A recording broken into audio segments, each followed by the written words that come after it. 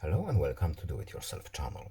Today I will show you where to find the option and how to turn on the feature that make our accessibility button fade when it's not in use. As you can see, we have our accessibility button here. So let's change some options. First of all, we need to go to settings. And then in settings, we are looking for accessibility options menu. Next, we need to scroll all the way down to accessibility shortcuts. And here we have accessibility button. And here is fade when not in use feature. So fades after a few seconds, so it's easier to see your screen.